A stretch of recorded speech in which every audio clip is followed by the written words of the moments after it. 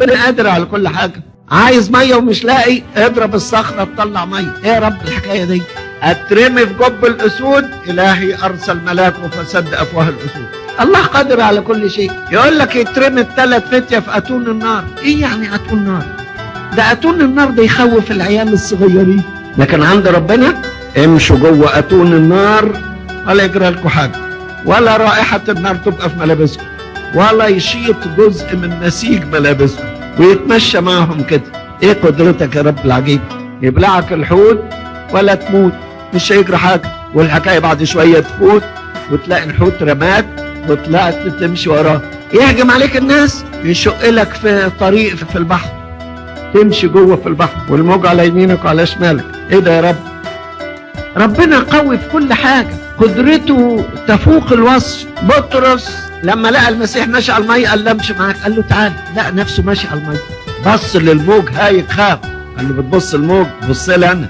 ما تبص الموج تخاف، لكن تبص المسيح ما تخافش. مد ايدك مشيها على المية. ايه دي؟ قادر على كل شيء. ما دام انت مع ربنا ما يهمكش ابدا. زي المرأة اللي قالت المس ثوبه يجف الدم النزيف اللي بقاله 18 سنة، مجرد لمس الثوب. ازاي؟ قوة عجيبة خرجت منه.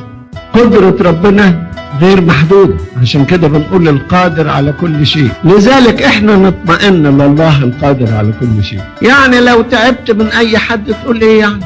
فلان ده جبار وذو بأس شديد، تقول ربنا اعظم منه يروح فين؟ يا ما دقت على الراس طبول، يعمل ايه ده؟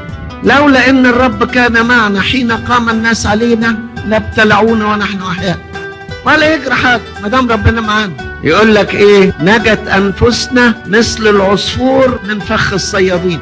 الفخ انكسر ونحن نجوم. العصفور يقدر يكسر الفخ؟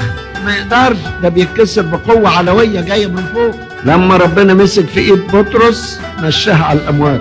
لما الملاك مسك في ايد لوط خرجوا من سدوم. قال له يا رب خلي ايدك معايا. ما دام انت مع ربنا تشعر بانك في حمايه هذه القدره العجيبه. يرسل ملائكته فيحملونك على ايديهم لئلا يعثر بحجر رجله.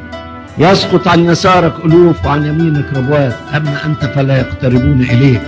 دي القوه العجيبه بتاعت ربنا. عشان كده اللي يمشي مع ربنا ويكون مؤمنا ايمانا حقيقيا بقدره الله لا يخاف ابدا. ما دام انت مؤمن بالله وبقدره الله لا يمكن تخاف. تخاف من ايه؟ في حد اقوى من ربنا؟ مفيش. ما تخافش ابدا. قدره الله فائقه تشمل كل شيء. لذلك لما انت تكون في حمايه اله قادر على كل شيء تشعر بالاطمئنان. تشعر بالاطمئنان. وربنا ده طيب جدا، تطمئن الى عمله معاك وتنبسط.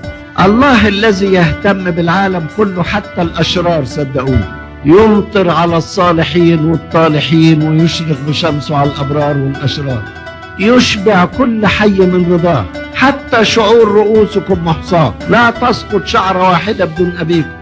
أنت تطمئن إلى قوة الله، وتطمئن إلى أن قوة الله ممتزجة بمحبة الله وبرعاية الله وبعناية الله وبحفظ الله.